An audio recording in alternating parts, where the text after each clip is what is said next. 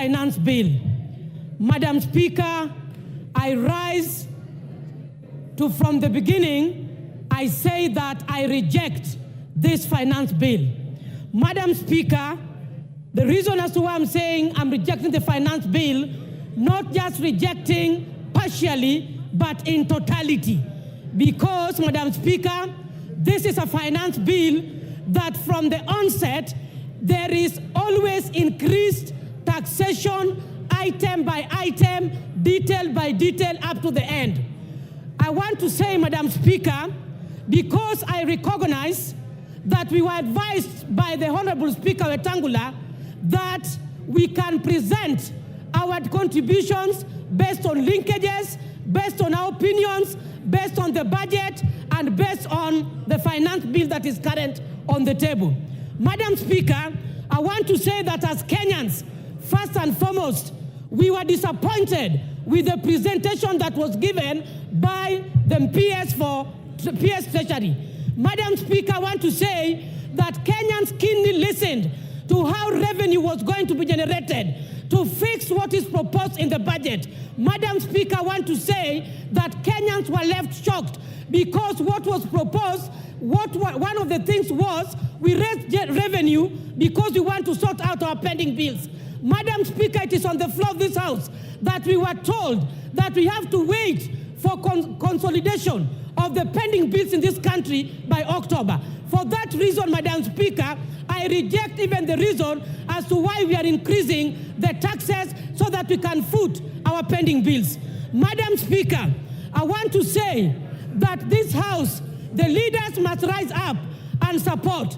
And I want to ride on the presentation by MP Honorable Sylvia, who said that personally she does not understand what a finance bill is. I want to say that even yesterday we know that our colleagues were invited at State House. I thought they were going to make meaningful contributions, Madam Speaker, and give contribution as to why they think they are under siege in the respective constituencies where they come from. Madam Speaker, I want to register in this House that we share as colleagues, but the kind of issues that we are saying that we are relying, the Azimio of this other side of opposition is relying on social media. Why did they choose to act, Madam Speaker, on the social media by telling us along the corridors that all the things you were arguing about, we have dropped? Madam Speaker, that was bread issue. Madam Speaker, the taxation of the motorcycle, which means they are also conflicting and contradicting what they are saying, Madam Speaker. Why did they also choose to act on the issues of social media? Why did they choose to respond to the Fourth Estate? Madam Speaker, I want to say that public participation needs to be redefined in this House. Yesterday, when we watched over the television, Madam Speaker, I saw a desperate minority whip.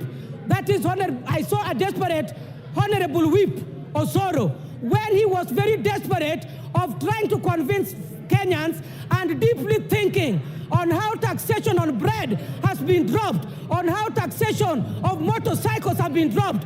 I saw a desperate and so much a person who is under pressure. Madam Speaker, I want to say that we must stand firm on the floor of this House and rise beyond numbers. Issues of numbers does not arise when we are talking about finance bill. Madam Speaker, I want to say that Finance Bill 2023 can equally be applicable on this budget that we want to appropriate. Madam Speaker, I want to say that there must be progression on how we generate our taxes. Madam Speaker, private sectors, I wish you gave me one more minute, Madam Speaker. Madam Speaker, I have valid points. Kindly, I'm requesting for 1 minute, Madam Speaker. Thank you so much. Being a woman speaker, you know very well the problems we have.